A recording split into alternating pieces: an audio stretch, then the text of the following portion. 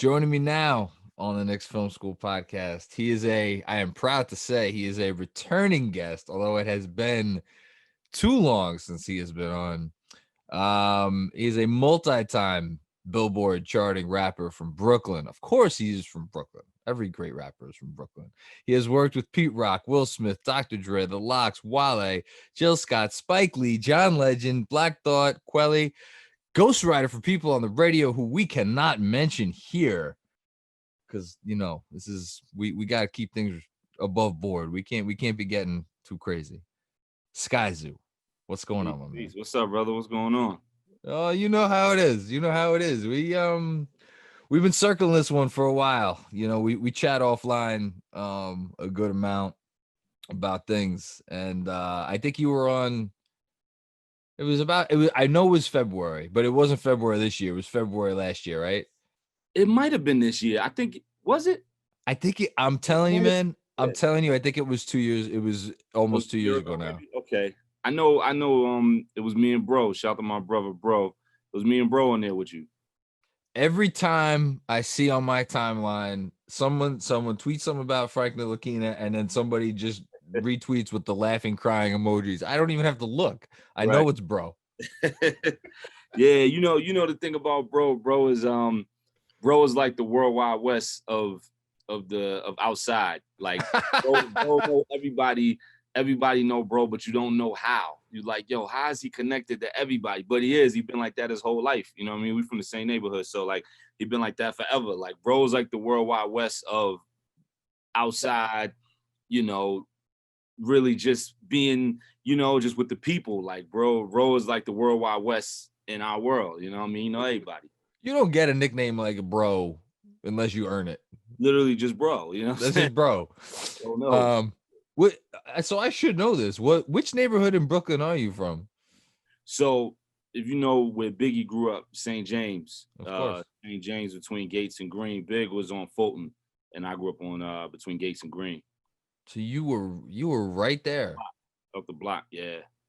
So we were about the same age. So that means you were. I was a kid. People always ask like, "Yo, was you hanging out with Big?" And like, nah, I was like 12.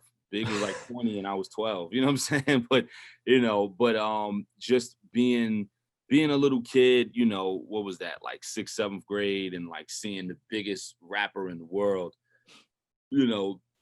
start from one place and then go to another. And that was all the inspiration one needed. You know what I mean? I was already rhyming as a little kid, but that was all the inspiration one needed, because it was like, yo, he's literally from up the block. Like we would go to the store and run around and playing ball and bugging out on the block, and we would pass him and Junior Mafia and D-Rock and all of them every day, but they was just guys in the neighborhood. They wasn't on yet. They was in the neighborhood. And then one day, cameras is in the neighborhood filming the Juicy video, and we like, yo, what's going on? And we're like 11 years old, like, yo, what the hell is going on? And then the video, then the songs on the radio, and then, there's Bad Boy posters all over the neighborhood, and Big is the biggest thing in the world. And like, you listen to Ready to Die, like that album is about my neighborhood. You know what I mean? So you had the whole world playing a soundtrack that was made about your neighborhood, So that was all the inspiration somebody like me needed as a kid. But I was a little kid, you know what I mean? I never had no, yo, Big, what up, yo, that's my man, Biggie. Nah, how many 21-year-olds is hanging out with 12-year-olds? But you knew who he was coming up. Oh, of course. Yeah. Of course. I mean, nobody in the hood looked like him. You know what I mean? So, off the rip, nobody in the hood looked like him. So you knew who he was even before the music. And he was a neighborhood celeb before he became a worldwide celeb. So rest in peace to the greatest, for sure. It's interesting because I am a white kid growing up in the suburbs, and like we, going to your little parties and whatnot. Yeah. So some parents would hire a DJ. There's no rap music playing, and then I'll never forget. It was in 8th grade. Started going to parties and Hypnotize. Like every little party you go to, Hypnotize they played it. Absolutely. And that was, it wasn't my introduction to rap. I'm trying to think. Believe it or not, probably Busta was my first. That's a great starting point. Dude, Busta popped my. He's still, to this day, that's my guy. Like everybody has their guy. New album is awesome. Dude, there's no one. That's the thing. There's nobody like Biggie. There's no one like Busta. He's not. No one's Biggie, but and then you're fast forward a couple of years, I started DJ I don't think I've ever talked about this on the podcast. One of my first jobs in college was as a DJ. I used to DJ at bars in Manhattan. That's And wild. yeah, man. And the bars were like they were pretty conservative, but 50 came along and he made it okay to play hip hop in it didn't matter what bar you were. If you weren't playing in the club, you remember when in the club drop, and then it's like it became okay and you could still put on Biggie, however many years after he passed, and nothing got it going like Biggie. Timeless, man. Timeless music. Word up. Yeah. All right, so there's gonna be basketball pretty soon. Yeah, let's do what we came here to do. We're what are we, a week out from the draft, a month out from the league starting? Yeah, it's this turnaround is dope, man. As a fan, if you was playing in the bubble and you've been home for a week, now you got to go back to work. I feel for you. You know what I'm saying? But as a fan, yeah, the turnaround is it, I think as a fan, the turnaround, I'm excited for it personally. Obviously, it's been a long time since I was able to write about actual Knicks stuff as opposed to, draft rumors and whatnot. Yeah. But I got to think the Knicks play, Bobby Portis tweeted out earlier today. He's like, I'm ready to hoop. I got to think some of these guys who are on teams, even, your boy Carmelo, it's been a while since Portland was there. Some of these guys got to be ready to go. Yeah, especially if you look at the Elite Eight, like you said, with us with the Knicks and the Hawks and different teams that didn't make it to the bubble. Y'all been off since March. You know what I mean? Crazy long time. You come back slumping or you gonna come back firing, because this is the longest break heads have ever had. Yeah. But we're almost back. We got a couple things before game. So first things first, we got the draft is a week away. Yeah. I don't know if you're like me. If I add up all the amount of time I've thought about every draft, covering this before whatever. If I add it all up, it doesn't add up to how much time I spent thinking about this draft. I'm on it all day. Likewise, man. I'm so ready to get to the night of the 18th where Knicks Twitter is on fire. One way or another about what we should have did or what we shouldn't have did, or So I'm so ready to know where we're going next. Let me start. I want to start actually here. Is there one thing that you don't want them to do in particular that you're just like, as long as this doesn't happen, I'm cool? I don't want them to ignore shooting, and because we need that badly, and I don't want them to sleep on certain people. I want them, even if you don't take a certain person, let the reason be your reason and not just because you heard. Because people say so. That guy, I heard he falling. So, well, why is he falling? Why is the talk quiet now? You know what I mean? But Leon's an awesome dude and he's a smart dude. So I don't see him drinking the Kool-Aid like past regimes. You know what I mean? It sounds like you're talking about Cole Anthony. Oh yeah, nah, and I'm not saying we can just say it. It's okay. Yeah, no, check it. I'm not saying we should take him with the 8, but what I am saying is don't sleep, because there's a reason why this kid was the number 1 rated point guard. 8 months ago? You know what I mean? It wasn't long. Reason why this kid was looked at as he is the one. So if you look at what he did in North Carolina, and then you look at what he didn't have around him, you know what I mean? You got to take all that into consideration and be the kid had 18, 5, and 4. You know what I mean? While being hurt, while playing with nothing around him. I mean, didn't the coach say it was the worst roster he'd ever had? Yep, absolutely. You know, so when people be clowning son online on Knicks Twitter and all that, you got to think about that. You know what I mean? It's you can't erase or forget about everything he's already done and everything he's been doing just because of what happened in North Carolina. Where if he would have went to Villanova, if he would have went to Duke, if he would have went to Michigan, whatever, it could have been a whole different talk. And it could have been he gonna be top 3 solely because of the choice that he made as far as the school, which who would have turned down UNC? You know what I mean? So, I don't think, I think they really need to keep the radar going with son. I'm not saying take him at 8 because don't pull a Daniel Jones, right? You knew Daniel Jones was going to be at 17. So why take him at what he went 6, you know, like why take him at 6 when you know he's gonna be there at 17? Same thing. Like, I'm not saying you got to take him at 8 because he should be around. He's not gonna make it to the second round, but oh no. I mean, I remember reading a little while ago, someone was like, oh yeah, some people have him and not as a first rounder at this point. I'm like, come on. Two things I think you got to remember with Cole Anthony. One, the injury was a real thing that happened, that affected him. And two, it's like, and this, this will get into probably something we'll touch on in a bit. I don't ever want to say anything bad about draft Twitter because I think draft Twitter, like people do their homework, right? And I consider myself, I think about the game in a certain way that runs counter to, I think, how the other people may think about it. But it's so easy to forget. At the end of the day, you have to have people who create buckets on your team. Yeah, 100%. There's a role for them, and there's ways that they could get made to look bad and marginalized.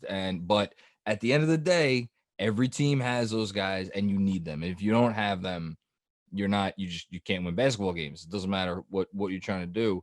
And he, as far as just creating something from nothing, Cole Anthony's. There's not many guys better than him in this draft. 6'3" point guard, handle, speed, hops, vision when he needs it. People talk about him having tunnel vision in North Carolina. Who was he going past to? You know what I'm saying? So you got to think about that. Like, I remember another 6'3" point guard who Tibbs had his hands on. And I'm not saying Cole is Derrick Rose because Derrick Rose is generational. But if anybody that could take that athleticism and that raw, get to the bucket anytime he want mentality and figure out how to mold it the right way, it is Tibbs. You know what I mean? So I would not be surprised if Cole Anthony was one of the 3 picks that we made because you got a guy like Tibbs, like, yo, that's like a diet Derrick Rose right there. Like, I could do something with that. He ain't Derrick Rose, but he's like a diet version. Like, I could do something with that. You know what I mean? Like, that's why I don't want to get rid of Dennis because he look at him the same way. Like, you hear the word about how Tibbs like Dennis. It's like, yo, he sees it like, yo, he's not Derrick, but there's something in there slightly similar. I think I could tweak that a little bit. I was hearing over the summer when after Tibbs got hired, he was going to visit Dennis when he was doing just his workouts. I mean, it came out later he was shooting around with Mahmoud Abdul-Rauf and a couple of people. Yeah. I don't think they're ready to give up on Dennis Smith Jr. They're not because they know the talent. And this is just me from the outside looking in. This ain't no insider, but like you could just see it because Dennis is nice. You know what I mean? Like he had a horrible year because of everything that happened. From the loss of his stepmoms to the injuries to the pecking order to no structure and okay, this guy's the coach today. Okay, tomorrow that guy's the coach. Like, you know what I mean? Like he had a horrible year, no doubt about it. And if you go back years ago on my Twitter, I was Dennised out. Like, yo, we need Dennis. You know what I mean? I feel like Dennis should leave for his benefit. You know what I mean? Like he should get a fresh start. But if they're gonna give him the opportunity to get a fresh start, I was about to say it has to. If it's real here, if it's real here, right? Then the new regime gives him that shot, then let him rock. You know what I mean? If he was to leave or get traded or ask for a trade, I wouldn't be mad because I'm like, yo, you know what? Dennis should leave because he kind of deserves a clean slate to really cook the way he deserved. But if they're gonna let him rock and give him that leash, then go for it. Because Dennis is nice. Like everybody who be trying to tear son down, DSJ he's not a joke. Like he's for real. He had a bad year, no doubt about it. But he's for real. It makes, you think about environment in the NBA and how much it has to do with whether certain guys succeed or certain guys fail. It's like, a lot of talk about Tyrese Halliburton. And I think the attractive thing for teams I'm iffy on him. I think the attractive things for teams about him is like you bring him in and you don't need to worry about any of that. Meanwhile, a guy like Anthony Edwards, you hear maybe he's slipping, teams are afraid. And it's a question of like, okay, well, does he have the mentality to come in and care about winning and all that stuff? Yeah. You need to kind of mold that type of dude. And like Dennis, I feel like coming out of NC State, he needed, I don't know if structure is the right word, but he definitely needed something, right? To get him on the right path. And you look at how his career has been since then. It's unfortunate. So not to even cut you, but his rookie year in Dallas was all right. The numbers were really good. He made it all he made an all rookie team. Yeah, his rookie year in Dallas was all right. Like if anybody else as a starting point guard had that rookie year, They'd have been like, yo, we got something. But even when he came here at first, I still remember. I talk about it sometimes on the pod that one of the first games was against Detroit. He got to the line, whatever it was, 18 times or 15 times. Season, he cooked. Yeah. No, he looked that guy is still in there. It's just a matter of you just got to bring him out. Yeah, you got to bring him out. So your dream draft night, who do they give me some guys that maybe they end up with? It's so all over the place because of how all over the place the actual draft is, right? I know. Tell me about it. Like people talk about how it's such a bad draft, which it is. Well, it's not. I don't want to say bad because that's a slight to all these kids who've been working hard their whole life, who are extremely nice in comparison to the average person walking around the playground. But it's not what we're used to as far as, yo, this guy's the top guy, that whatever. I think that's what makes the night so must-see TV. You know, like, because when you knew it was Zion and you knew it was Ja, you knew it was RJ, it was like, well, I can miss the first 20 minutes of the draft. Yeah, we know what's going to happen. You know what I mean? On years past, you know, the year with Markel and Lonzo and all them, you knew the whole order. You knew Lonzo was going to the Lakers. You knew Markel was going to Philly. You knew. Went chalk. You knew it. So we have no idea what's going to happen. And I think as a fan, that's what makes it so exciting. So the fact that the draft isn't a sure shot and it's a little shaky, it's going to be nuts. Like, I'm not going nowhere. Like, I'm sitting down. Yeah, I got my brew. I'm not, listen, I'm locked in the whole 3 hours because this thing can go anywhere. So going back to what you were saying, it depends on so much, man. I really wish they were talking about him a little more in Blue and Orange, but I love Aaron Nesmith, man. I love really. Yo, 52% from three is undebatable. Like, you know what I'm saying? Like, and I know he got hurt, but people act like he did that over 3 games. He did that over 14 games. Like, that's a lot of games to shoot 52% from three. It's real, and he's not a guy who needs to be stationary either. He moves. He could get it off the dribble. He could get it planted. Whether it's Novak, like, you know how Novak would stay planted and hit it, he could do that. Whether he's moving off the handle, he could do that. Like, I love Aaron Nesmith for what we have. You know, can I tell you something? Getting into the weeds of this draft, I'm thinking. My personal opinion is I think Leon Rose is trying to pick up assets. That's what I think he's trying to do. I think they're trying to stock the asset base, get stuff in there, get more picks, either to trade those picks or get young players to develop and maybe be trade assets in a year. Right. If that Boston trade is there where we could trade 8 for 14, 26, and 30, I'm not saying it will be, but if it's there, I'm wondering is 14, 26, and 30. Boston has all 3 of those picks. Right. So we have 14, 26, 27. 27, 30, and 38. That's 5 picks. Now, they're not going to roster 5 rookies, but maybe there's another trade that they make where they package something like we talked about Cole Anthony. Maybe they package 2 things together to move up to get Cole. And I'm thinking, okay, they trade down to 14. That means Kyrie Lewis could go. Devin Vassell could go. Patrick Williams could go. Isaac Okoro, like all these guys could go. Where's their floor where it's like they want to end up with this guy? And Nesmith is the guy who I keep coming back to. I'm like, if this was the first guy that they was off their, in their, wearing the blue and orange hat like you have, would they be okay with that? And I keep coming back to because him and Maxey are the 2 guys that I'm asking myself that question about. Like, if they got one of them, would they be happy with that? Yeah, I think I don't think they take Aaron at 8, but I think if they I don't either. They would. I think if they traded back to like a 12 or 14, they would.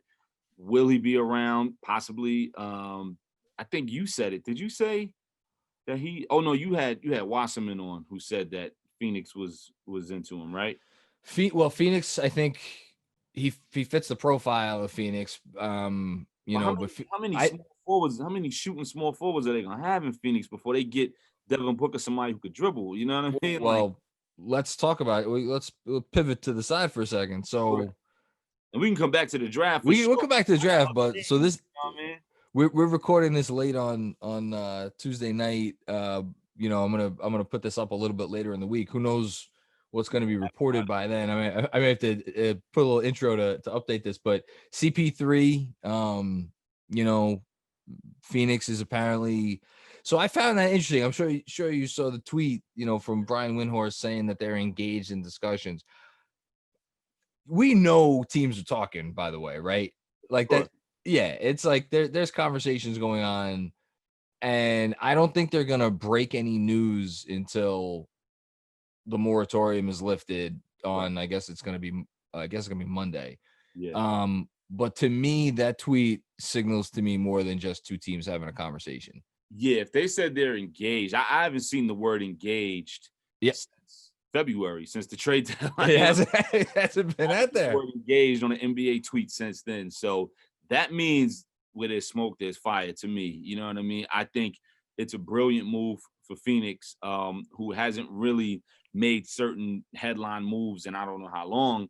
I think since Steve Nash. It's been since Nash and Stoudemire. Right. And I think they're looking at it like they had a little taste. They had a taste in the bubble. They went 8-0. So they're like, yo, like, listen, we had a taste of success. Yeah. You know, let's go. Like, we got to go all out. We've proven with the roster we do have that we could do something. Imagine if we really said, you know what?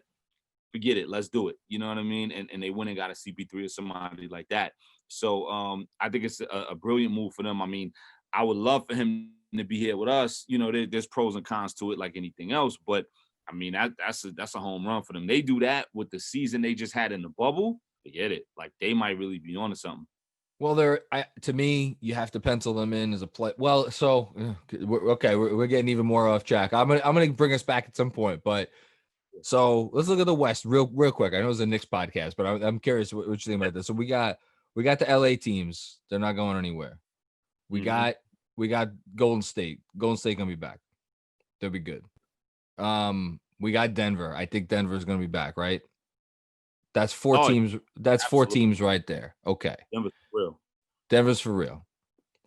So Utah, I think they're gonna be okay. I'm a fan of Donovan Mitchell. I have a feeling you are too. Absolutely. Okay, so they're gonna be in Houston. We'll see. I guess they should be in. Should be. They have every reason to be. So Oklahoma City, let's say they trade CP3. Let's knock them out. So that gives someone a room to come in. You got Dallas. You got Portland. You got Phoenix.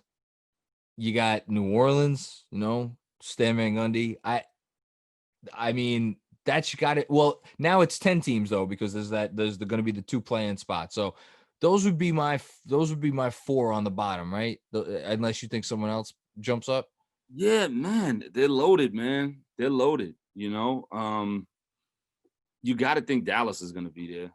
You know, I'm higher. I think Luka's going to win the MVP this year. That's just me. That kid is out of control. Yo, if he, you know, the thing about Luka too, man, he don't really look in shape. And that's not like, I'm not trying to throw shade at him.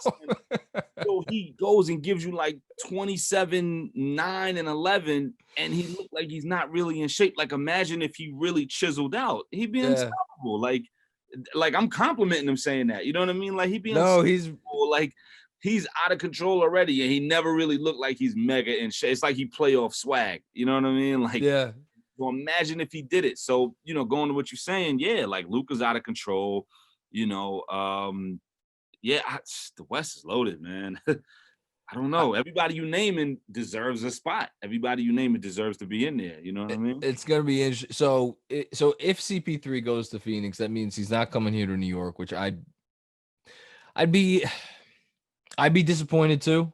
I didn't want to overpay. Let me just say that right there. But I thought he would be good. And maybe it still happens. Who knows? It's just a rumor. Maybe it still happens, but I thought he would be good for this team. And then if he came, or if he comes, I should say, we don't know what's going to happen. Talk of Melo coming back with him. Mm-hmm. I didn't know how I felt about that. I'm going to be honest with you. I know he's your boy. I didn't know how I felt about that because I feel like things with Melo, first of all, in Portland, perfect for him, right? Mm-hmm. Perfect for him. That's exactly where he needs to be, exactly his role. I feel like things with him at this point, with everything that's happened with the franchise since he left, my take on it is people have finally come around. Even people who were hard on him then are like, wow, he really had to deal with some shit. You know, was he perfect all the time? Maybe not. But given everything over the last 20 years, you could blame a lot of stuff. It's not on him. He did what he did. He did it the best he could. Yeah. We appreciate him. And I like that the opinion of him at this point is like pretty much everybody's in agreement. Like, even if you weren't a Melo guy, you have to look back at this point and feel appreciation. And I wouldn't want a segment of the fan base again to, like, if he comes back and starts taking shots, like, oh, back and ruin that or whatever. right? How do you feel about this? First off, I would love for him to come back because I would love to see his number retired in the Garden. That's fair. I think if it's gonna happen anywhere, it would have to be here. They already gave the number away to, son in Denver to the Joker. You know what I mean? So I feel like if he was gonna get retired anywhere, it would have to be in New York. And I really that happened. I think he deserves it. Just knowing, just being around, you know what I mean? Being around, going to all those games, sitting on the floor and all that. Yo, the stuff he was dealing with, everything you think, times it by like 100. I was about to say, do people realize? Nah, they don't. Shout out to Control the Narrative because he gets it. The dude on Twitter. Yeah, I know him. Was like a huge fan. He gets it. Yo, the stuff Melo was dealing with, man, like, forget it, bro. Like, the city would, they would give son a statue if they knew how rough it was up there. For real, like. No, I hear you. And I'm not just saying that because that's my man, but like, yo, like, every hat off salute to him for what he had to deal with, man. Like, it was crazy. It's stuff that, and he's never gonna say it because he's a stand-up individual. Like, yo, it comes with the job. It comes with the territory. You know what I mean? Like, it is what it is. Like, I signed up. I'm here to get it. I want to ride for the city.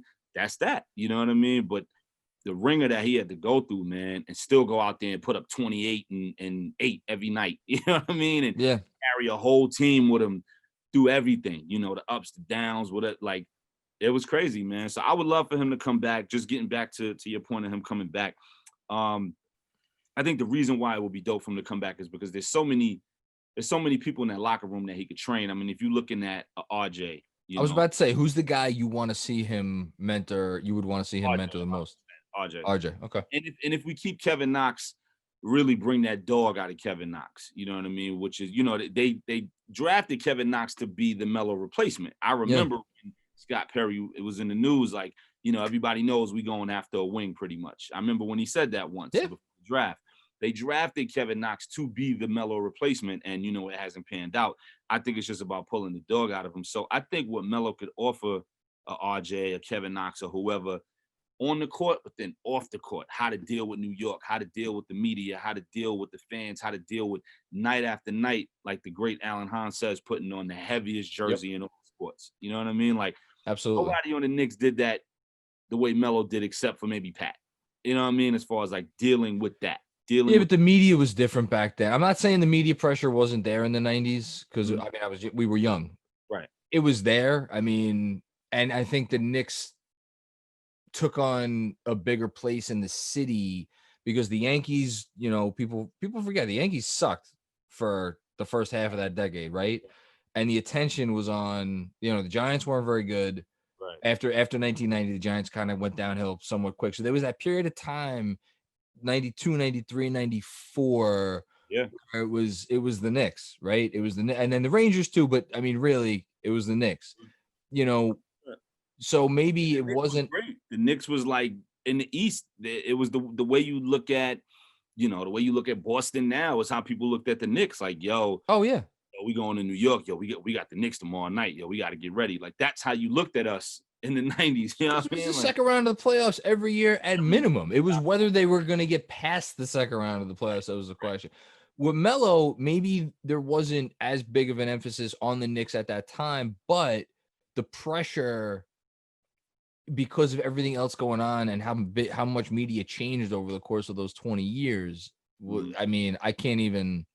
And now we got two medias because you got social media. You know what I mean? Wow. So it's a whole different animal now. You know what I mean? So I think him coming back would be huge for them because it would help in all of that. Like, if you're an RJ, you're supposed to be the face of the team. You're the highest pick we've had since Pat.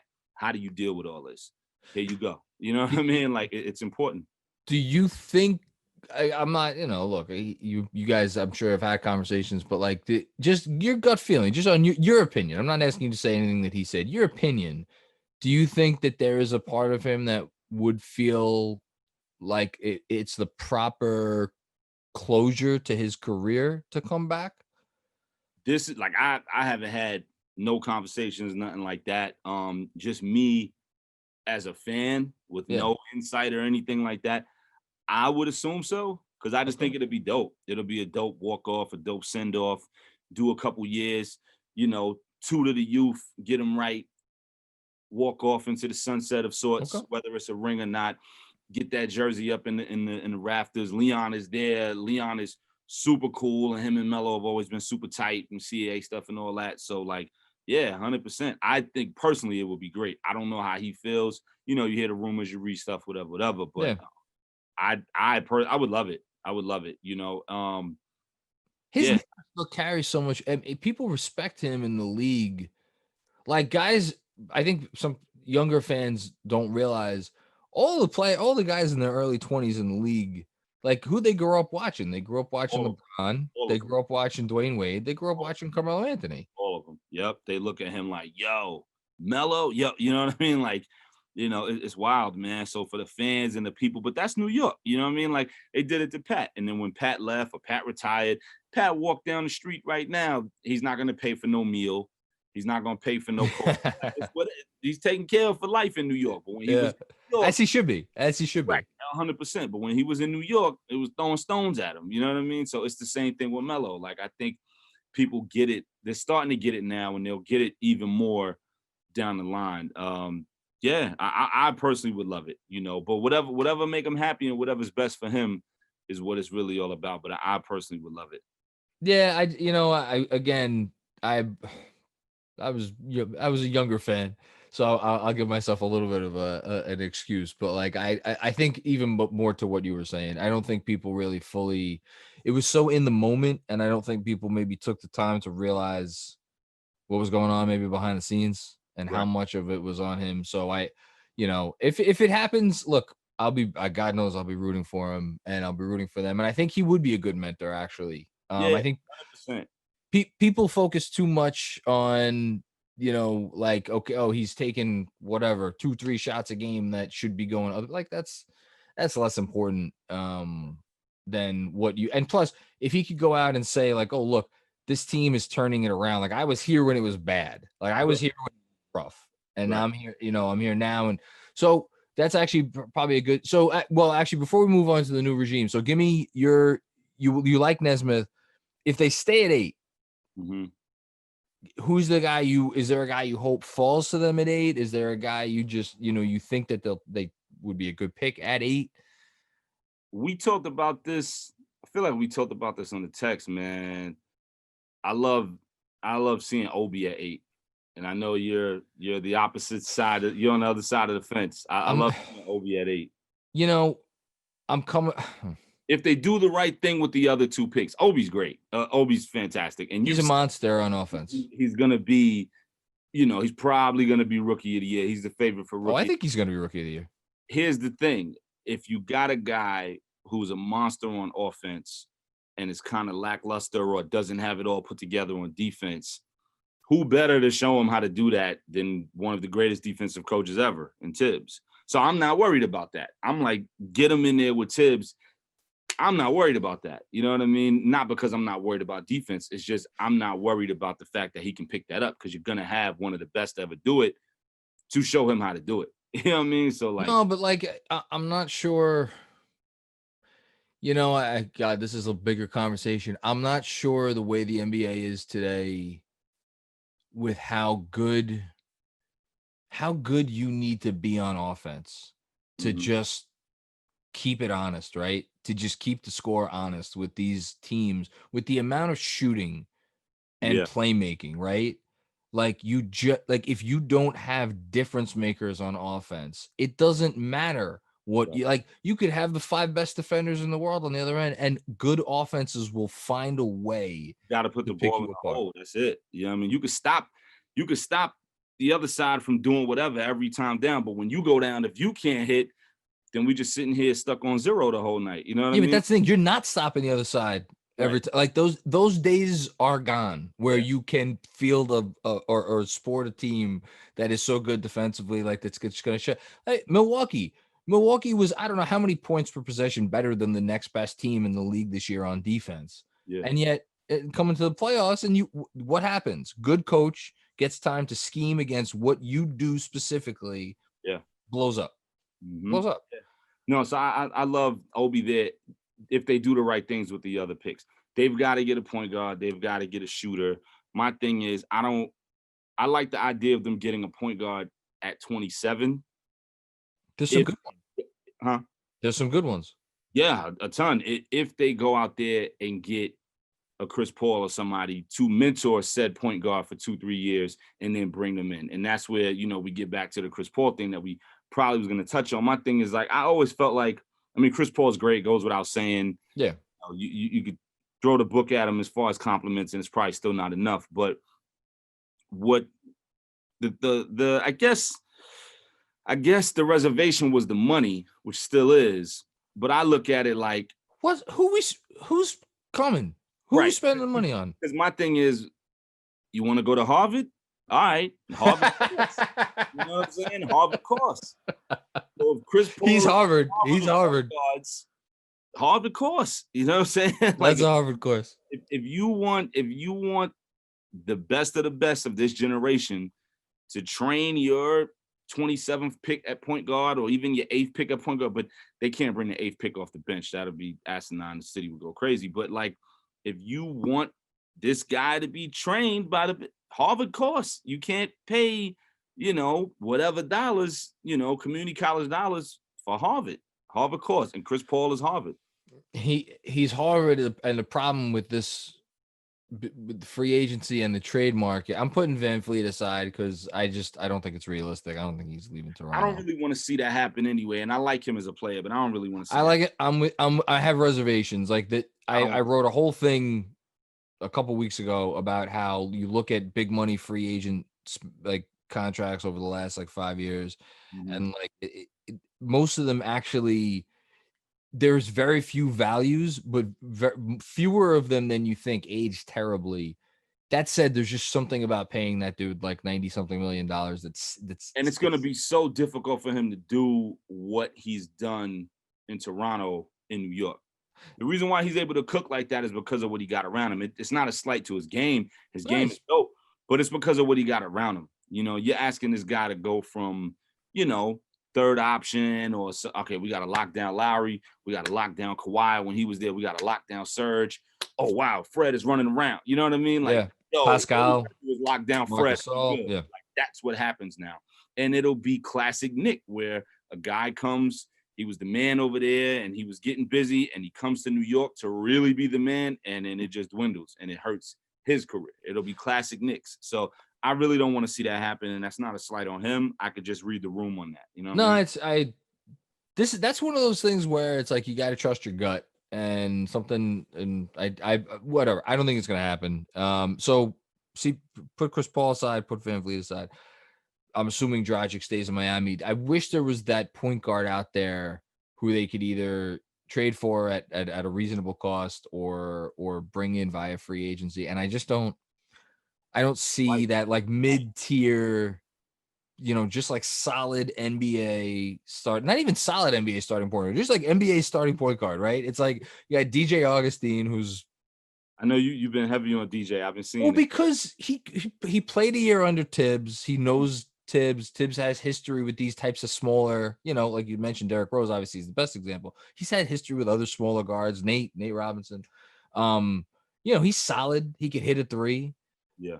But I would feel more comfortable, like you just said, if there was a really good mentor to have on the team. 100%, man. If they go with a point guard at 8, whether it's Killian or, if LaMelo was to fall or they traded up or whatever it was, then that guy's got to start. Like you don't get LaMelo or Killian and at 8 or higher and bring them off the bench. Like it just doesn't work that way. That guy's got to start. But other than that, if they go with a point guard at 27 or if they trade down to 14, as long as you got somebody who's legit. I'm hearing the Conley stuff, and I like Conley. He was great. I love Conley. It's been rough in Utah, whatever. His money is real too. You know what I mean? Like it was 1 year though. It's only 1 year. So is it 1 year? Yeah, it's only 1 year. That's all he's got left. So that to me, he can get his mojo back and train whoever we get at 27 or whatever. Like ideally, man, I feel like you get your shooter who could start right away, your shooter or Obi who could start right away at 8.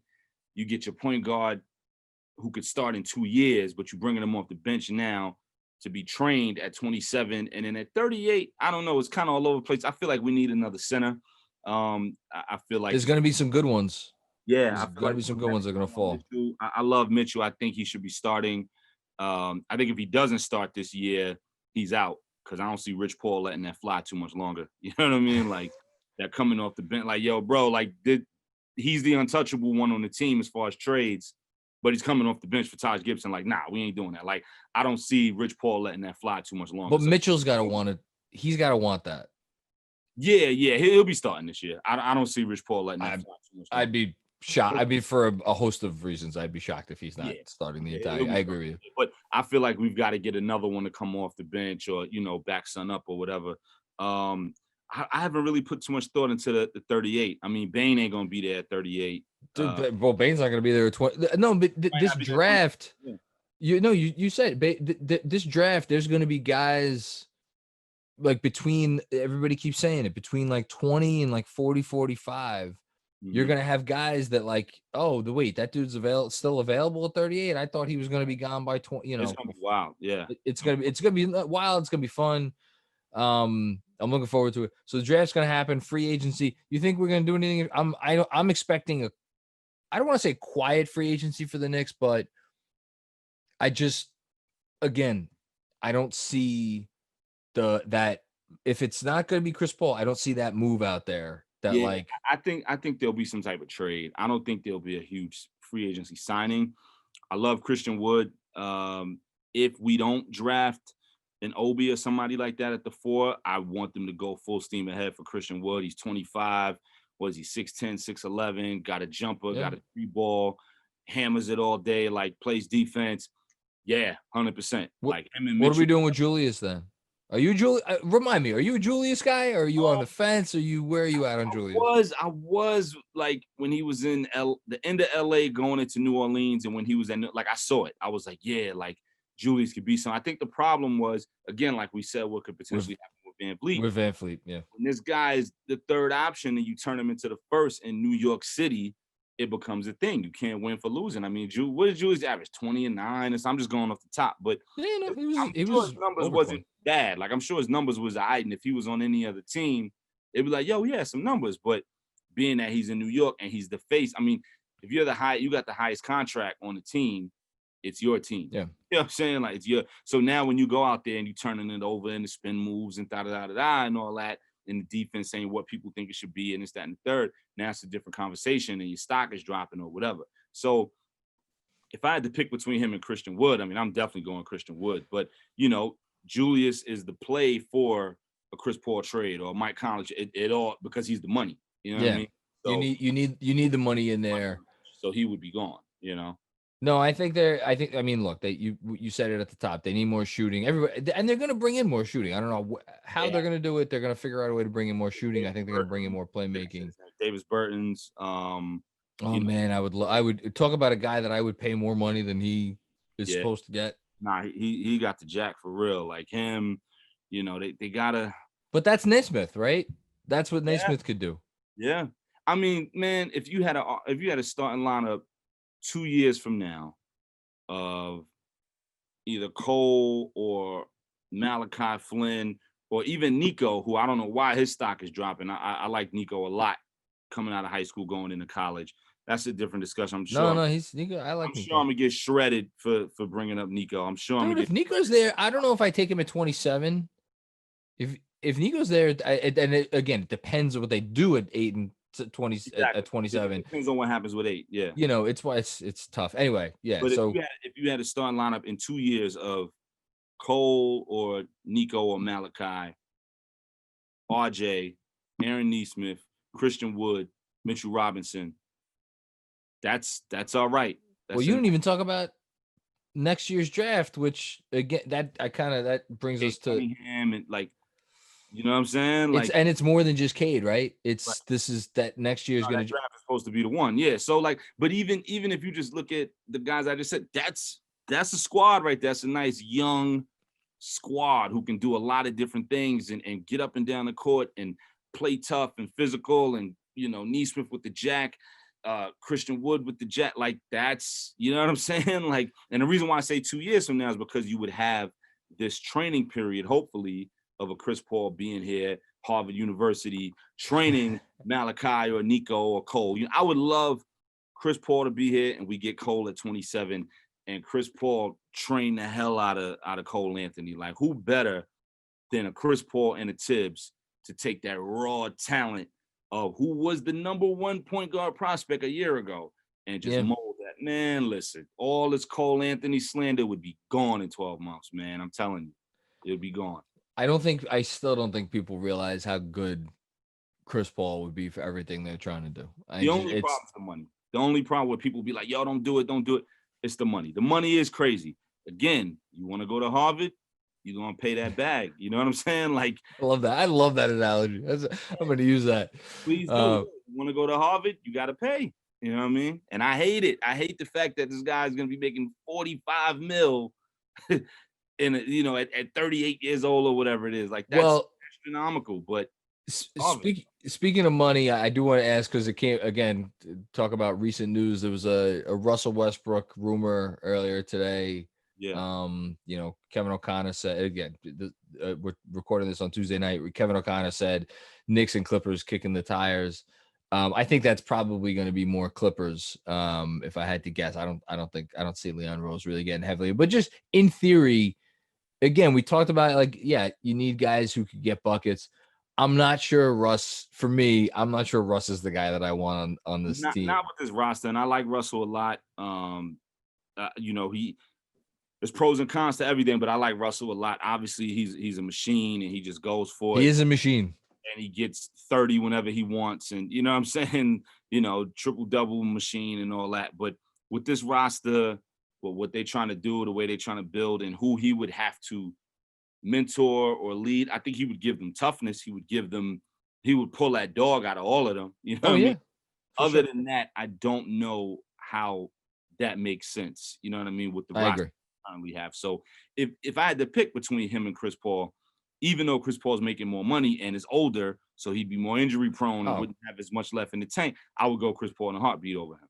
Because of the roster makeup. That's not a slight to Russell at all. No, I mean, I think, listen, look, the dude made All NBA last season, the third team. He's still got some game. I just think it needs to be in a certain situation, and it's not here right now. Right. All right, so this year, Leon Rose is here, Tibbs is here. We got obviously new assistant coaches. We got Johnny Bryan, we got Kenny Payne. I'm more excited about Kenny Payne than I am about anybody that they're gonna bring in. I like Kenny Payne from Kentucky. Yeah. How do you feel like, you've been watching this team as long as I have? How do you feel like this is gonna go? How do you feel like things are shaking up? You have confidence? I do, because Leon's awesome. Worldwide West is awesome. Actually had the pleasure of hanging out with those guys a bunch of times. When Melo was still on the team. Awesome dudes. I mean, home run picks as far as Leon and Worldwide West. Home runs. Is Worldwide West as like the way you read about him, he's like this large, maybe not larger than life, but just there's something about him. He's like super humble. Like, you wouldn't know he was the guy with all those plugs. You know what I'm saying? Like, really? He doesn't walk in the room like, yo, I'm the plug master.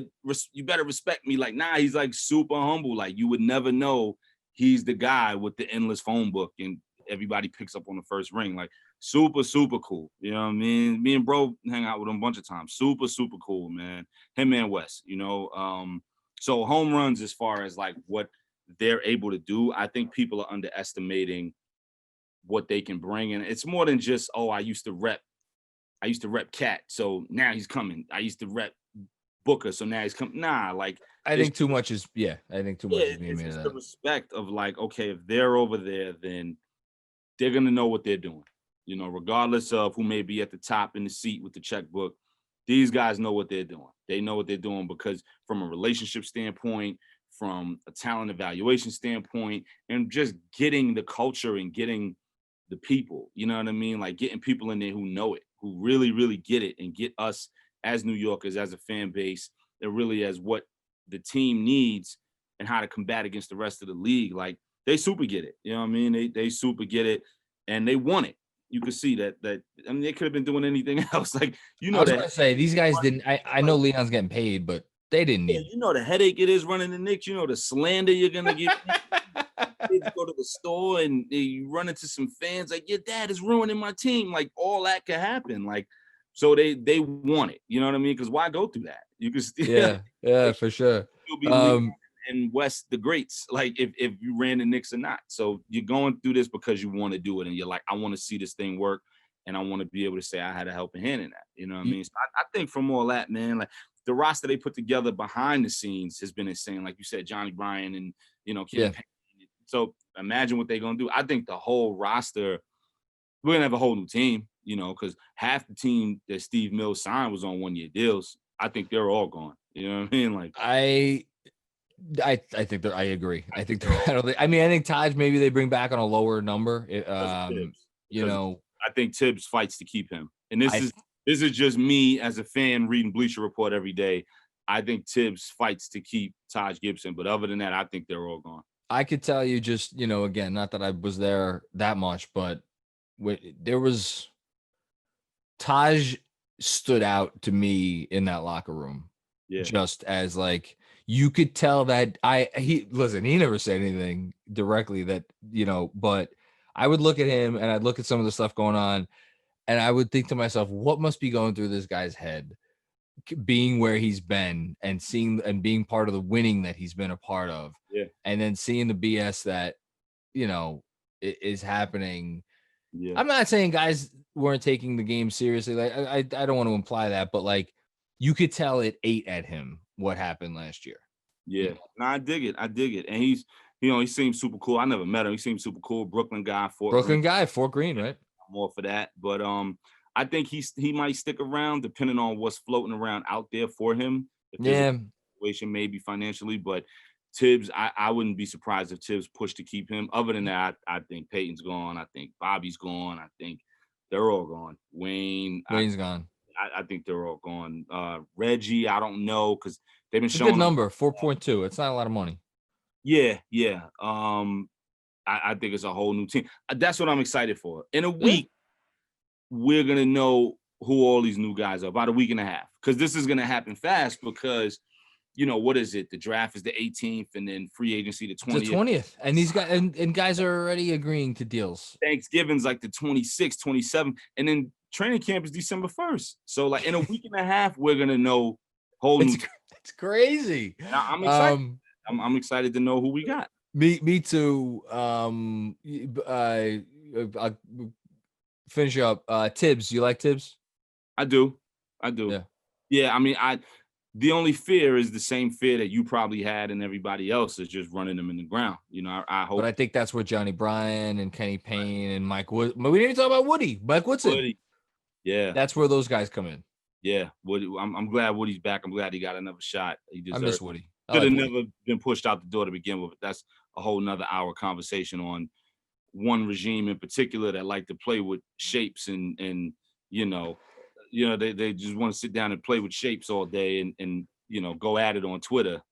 They were the best team. They were the when Phil came in and he let Woodson go. I was looking at this over the summer when I was doing like some like what if piece about maybe that season. I think they had, it was either the best record or the second best record in the league. It was up there over the last 20 games. Yeah, I remember that season. Woody was great because he had the locker room. You know what I mean? He had the guys loved him. Guys loved him. And I don't know if do you remember the beginning of that 2013-14 season? They were so snake bitten. They lost. I'll never forget how like the first couple weeks, 3 weeks or so, it was like loss after loss after loss. It was like tight loss, close loss, like bad luck. It was just that team should have been better. I know those others. I know they traded for Bargnani and but yeah, they got hit hard. But Woody was great, man. But as far as Tibbs, Tibbs is great. The only fear is him potentially running them in the ground. But as long as that doesn't happen, they should be fine. Like Tibbs is great. You know what I mean? There's nothing really to not like about him except that part of it. But Tibbs is great, so I'm cool with that. You know what it is, man. I think Knicks Twitter will agree. We just want a team that heads can respect. Yep. And the 2012-13 team I know you had guests on here before talking about that team and, you know, how that team was kind of fool's gold or whatever. But that team was like, I don't think it was fool's gold. I don't think it was at all, but I've heard people say that on your show. You know what I'm saying? Like, I feel like with that team, it was a team that the city could get behind proudly because the respect was there around the league. We were like the second seed in the East that year. It was like Miami and us, if I'm not mistaken. No, they were the second. I think there was a ceiling on what that team could do. It was a window. It wasn't a wide open. Yeah. But typically in the NBA, you don't get, it's rare. It's just you get 1 year, right? Usually you get teams that are as good as that team was, you get a few years, right? And you could make another move or add another piece. And instead of making that move in the offseason, they traded for Andrea Bargnani. Right. Like, if you moving too fast, just moving too fast. And I heard rumors about how that was Dolan who pulled the trigger on that. I don't know. It was Dolan. We know it was Dolan. You don't know how to say it. It's when it was, when Tyson Chandler, who I like Tyson, but Tyson Chandler let Roy Hibbert look like Hakeem out there. And then it was like, yo, we got to figure this out. So let's go get Bargnani. Here's the way I always broke down that season. If you look at the way things could have played out, maybe I'm crazy. Maybe I'll be applauded by Knicks Twitter. Maybe they'll shred me after this. But I look at it like, if that Pacers series went different as far as the Roy Hibbert block, because Tyson wasn't there holding Melo down on that play where Melo could have got that off, and we won that series, we were the only team that year that gave Miami real problems. Yeah.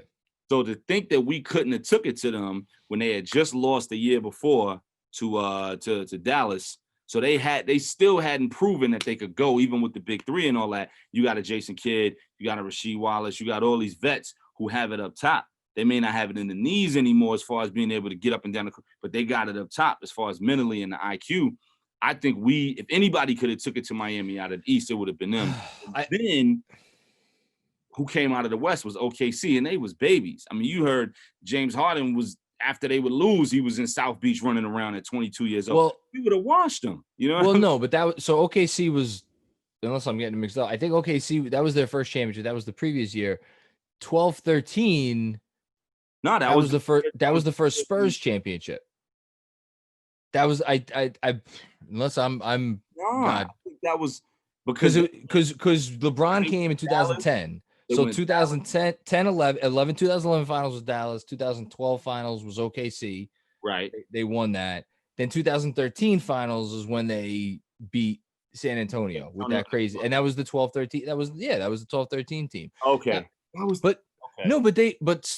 Your point is still a good one because I do think Knicks Twitter don't shred me. But no, listen, they're not gonna shred. I get my years mixed up. But the point remains, the Knicks were the better matchup for them. I think better than Indiana.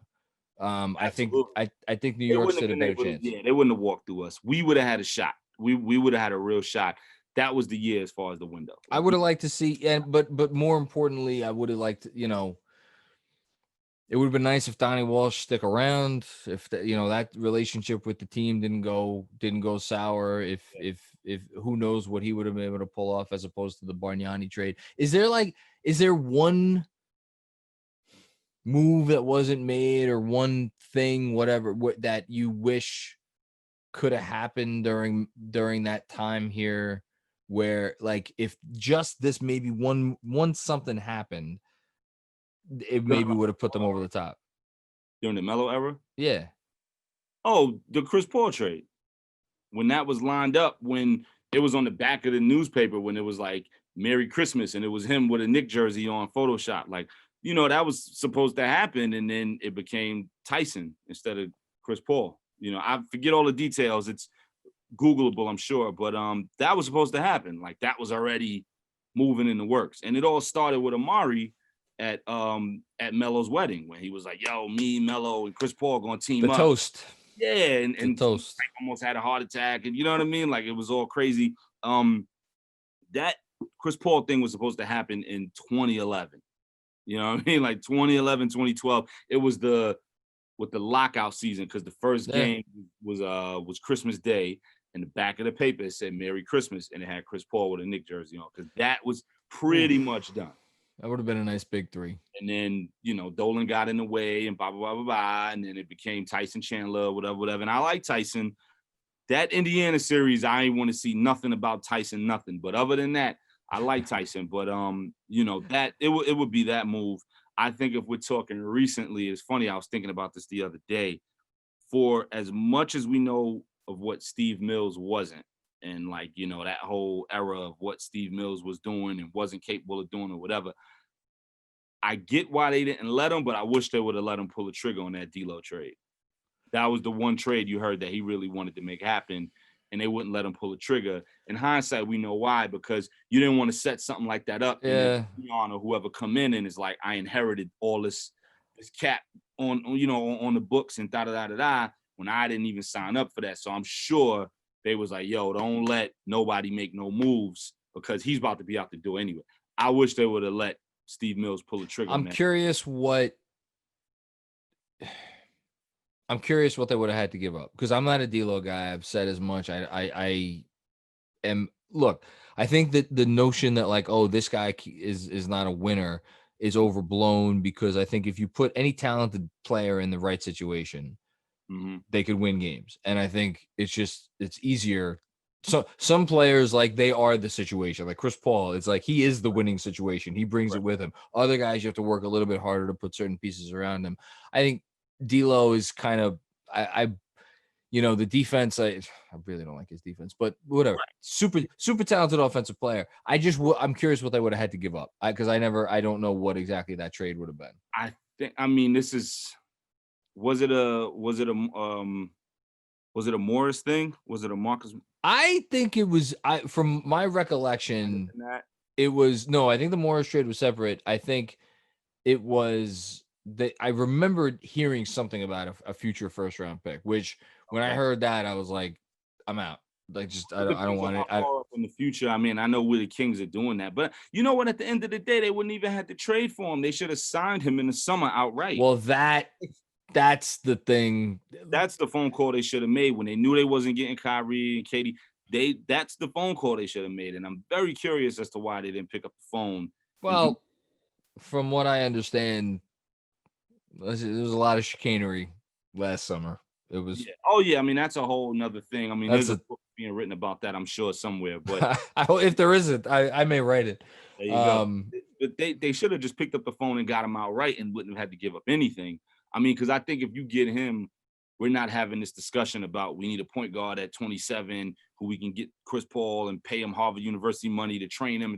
That we're not having those discussions. This kid's 23 years old, all-star, 6'5", handles, got the jumper, got the vision.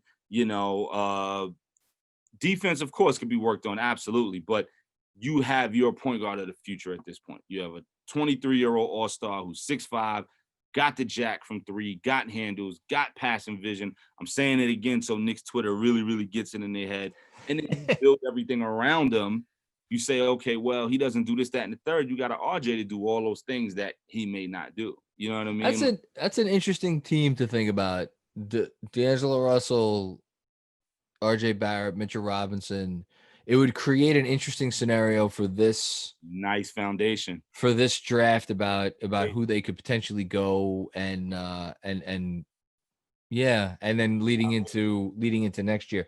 Because that's the thing is, and I think a lot of people forget this, when you have a player who's great, you don't pick apart what they can't do. You go get people who do what they complement what they do. And the perfect example of that is Iverson when he was in Philly all those years. They did a great job a couple of years. They just built around him. And that's what the Knicks didn't do in the Melo era, not to make it about Melo again, but that's what they didn't do. It was like, okay, we know what he can do. We know what he can't do for whatever reasons or whatever we think he can't do. Let's build that around him and make it right so that all we got to do is let him worry about what he does great. And that's what Philly did with Iverson, which is why they was able to cook the way they cooked, even if they didn't win it all, the way they was able to cook the way they did all those years. So, you get somebody like a D'Lo, and this is all, hindsight, because now it's not going to happen, but you get somebody like a D'Lo, I'm not worried about what he can't do. I'm going to just build around all that because I know what he can do. You know what I mean? I know what he can do. It's kind of hard to come by, you know what I mean? Especially at that age. Yeah, we watched him carry that Brooklyn team. We watched him carry them. You know what I mean? I mean, he earned the All-Star All-Star that year. I'll be curious to see what happens in Minnesota. I'm actually really curious to see what Minnesota does at the top of this draft. That's all over the place, man. Just from the outside looking in, it's like they're looking at it like, yo, we can't blow this. But they got the first pick of the draft. Right. How do we not? You know what I mean? Like the smart money, if I'm them, you just go Anthony Edwards for talent and fit. You know, you take LaMelo, who I like. LaMelo's great, but that you got another D-Lo. You know what I mean? Like it doesn't make any sense. You got a right-handed D-Lo, you know? So what are we doing there? Like I wouldn't do that at all. Same thing with Wiseman. You got him and Cat. He's the same. Like what Wiseman, they don't fit. I mean, Edwards, just the stuff you hear about Edwards is like it makes you worry. But I don't know. I think we're gonna get a trade within. I think one of those top 2 picks is gonna be dealt. I mean, just again, I don't know any more than anybody else. Starting on Monday, you're gonna be really busy because there's gonna be a whole lot to cover. I think starting Monday, you're gonna be on no sleep. Yeah, it's gonna be fun. I'm looking forward to it. Oh my God, last thing because I can't let you go. We didn't mention Frank Ntilikina once this entire podcast. I know. Yeah, no, I was waiting for it. You know what I mean? Yo, so I want to ask you this. Here's what I want to ask you. Frank, all caps, exclamation point, LOL, because I knew we was going there. I'm just listen. At this point, I think everything that could be said about Frank has been said. Yeah. I will say this again. We talked. It was a year and a half ago. He did not. He got injured shortly thereafter, and he missed the rest of that year.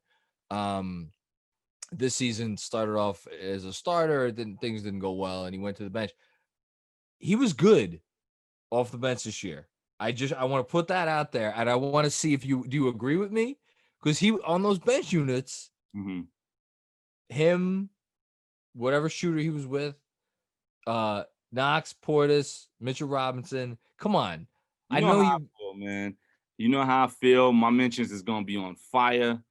You know how I feel, man. Listen. You haven't seen it enough yet. Huh? No, nah.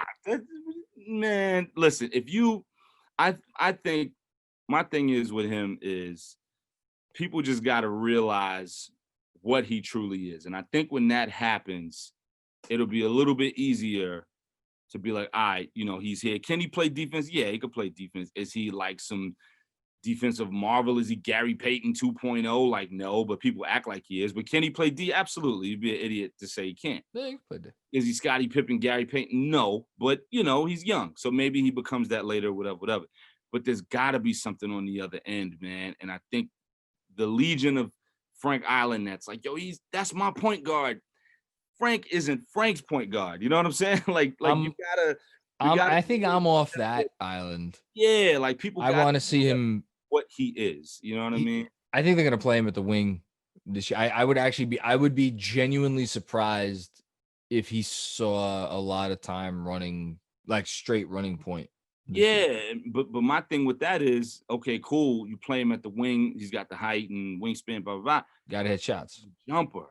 Got to hit shots. What do we, like, you become a liability. You know what I mean? Because you rocking on one end of the court, but then on the other end of the court, we can't really do nothing with you. Like, we can't trust you to really, really control the ball the whole way because your handle ain't really there. We can't really trust you to set it up and make the right pass because you're still a little shaky because of, a little nervousness, whatever in year 4. We can't trust you to stand in the corner and hit the jumper because you can't really. So what are we doing? Like, you know what I mean? And I'm not. This is the year, man. This is the year. Gotta be realistic. And you had Shorty on the show. I think her name is Phoebe. Is that? What's it? Kaylin. Kaylin Phoebe, yeah. And she's franked out and all that stuff, and that's cute. But she seems cool. I dig all that. She's cool. Yeah, I listened to the episode, and everything she said about Frank is what I already knew Frank Island felt, or whatever they call it where you guys live at. Frank High, Frank Island, Frank. Right. It's a changing landmass. Right. I already knew what the reason was why you guys feel that way, because it reminds you of the 90s. It reminds you of the 90s. It does. Derek Harper. It reminds you of Charlie Ward. It reminds you of Greg Anthony. listen, I need my starting point guard to go out there and give me Raymond Felton first Knick year numbers, 17 and 9, and I'm good. And I'm not saying Raymond Felton was everything because he wasn't, but there were Raymond Felton all-star conversations 17 that year. And 9, bro. Like they were conversations. 17 and 9 every night is wonderful. If my starting point guard is giving me 17 and 9 every night, you ain't gonna hear a peep out of me. We good. You know what I'm saying? So like, I need something comparable to all that, and I can't just be about, yo, man, it feels like when Charlie Ward was here playing tough D, and it's like we. But it's what we were, just to put a cap on this, is what we're saying before about, again, very few players are the system. They don't, like, you need to surround them and make it so that their talents are appreciated. And like, you know, I don't blame anybody for not appreciating what Frank does do over the last 3 years, because what he doesn't do has hurt them, because he's a guy that has the ball in his hands and doesn't really get to the hole and hasn't been able to hit a shot. And that's not 5 points and 2 assists. Like, you know what I'm saying? Like that, you know, and I ain't trying to chop son down no more. You know what I'm saying? But I'm telling you, this is the year he's going to start hitting shots this year, and we're all going to be on the same page. I'm telling you, it's coming. I remember 2 years ago, so somebody, you know, I was getting, you know, chewed up on Twitter about Frank, and you would have thought they was related to him, and somebody was like, man, you got to give him a chance. We're going to revisit this conversation in a year. And I wrote back something like, all right, let's hope so. And I don't remember who that was, but that was like 2.5, 3 years ago. And it's still going now. 3 years into his career, it's still going. Man, like, you know, it's the same waters that we're starting to see Kevin Knox go down, and that's scary. Kevin Knox has the tools. I think it's a pull a dog out mentality with him. He has the tools. You know what I mean? Like, we've seen it. We've seen little flashes. I'm not saying he's going to be amazing, but I wouldn't be surprised if he turned into something, because you see the tools there. I think it's just about the right people around him to really pull that. I hope they don't trade him. I just you hope they don't. I hope they don't. I don't want them to trade him, because aside from the fact that his value is so low, I don't know. There's a part of me that thinks Tibbs, Kenny Payne is here. Even Johnny Bryant worked with big guys in Utah. Yeah, like you know, at the end of the day, like, all right, then let these guys get a shot with all of them. Whether if I could say let them get a shot with Dennis, then all right, let them get a shot with Frank and Kevin too. Let them all get a shot. And listen, it'll be here. We've come this far. I have a feeling these guys will be back. Start turning the tide, man. Enough of this, and like, we gotta. It's just the one thing we all can agree on, whether it's Frank Hive or not, and I'm definitely on the not. You know, the one thing we all can agree on as Knicks fans is that we just want a team that people can respect, and that we can continue to love, and, you know, not get clowned for. And people like, dang, yo, the Knicks is, you know, when you hear Rachel Nichols talk about the Knicks, it doesn't have to be a ha-ha end of it. You know what I mean? Like, that's all, dude. That's all it is. That's all we want, you know? So we got to start making the right moves. You got to hit these drafts out the park, man. It can't be no projects. That's over with. Like, the whole, well, you know, Frank's going to be a couple years, or Kevin's going to be, that's over with. We can't do that because nobody else is thinking like that. You know what I mean? Like, I hate when we talk about Donovan Mitchell, who is great. We all love Donovan, and now Knicks Twitter is trying to do everything to get Donovan Mitchell. It's like, we could have had him. And then when we say that, people be like, well, what about the other, you know, 12, 13 teams that passed on him? I don't care about those other 12, 13 teams that passed on him. I care about us. Like, the excuses are done. Yeah, it's ridiculous. Like, I remember being a kid, and if I got a bad grade in school, I'll be like, well, the rest of the class failed the test too. My pops would be like, I don't care what the rest of the class did. I care what you did. So it's the same thing. I don't care that 12 other teams passed on Donovan. Yeah. Tweet me that. I care about what one team did with Donovan Mitchell, and that's us, and we passed them. I don't care about everybody else who passed them. You know what I mean? So they can't get this draft wrong. No, they got to hit all three. They got to hit all three out the park. And I think Leon can do that. Some people have been asking me, like, what's the one thing you want to see happen this offseason? I keep saying it. They just have to get this draft right. They have to be the talk of the night. ESPN, everybody's got to be talking about them. Like, yo, the Knicks kind of went crazy at the draft. Like, that's got to be the conversation. 100%. They did it this year, you know. All right, we are we're now into Wednesday. We've been talking for a while. I cannot thank you enough for this time, man. It's like I say, we've been circling this for a while. It took long enough to get you back on here. Hopefully, this will not be the last time. Well, hopefully, you know what? The next time we talk, you know, what would be great is if we have some like positive, actual basketball shit to talk about. Yeah. Maybe we'll be talking about how Harvard University is at the Mecca now. You know what I mean? You're not giving up hope. I could tell you think there's still a chance he gets here. I think because of Leon, and that's just me on the outside looking in. I think because of Leon, I think that would be the play if anything. But that Phoenix thing, that came out of left field, but it makes too much sense. It makes a lot of sense for them. Does he want to go to Phoenix though? We don't know. Well, yeah. It makes a ton of sense. You're right. It makes a ton of sense for Phoenix. For him, he might be like, I don't really know. If he's gonna go somewhere and know that he's not gonna really win, then it would be somewhere like New York where he has a relationship with exactly Melo, you know, potentially coming back.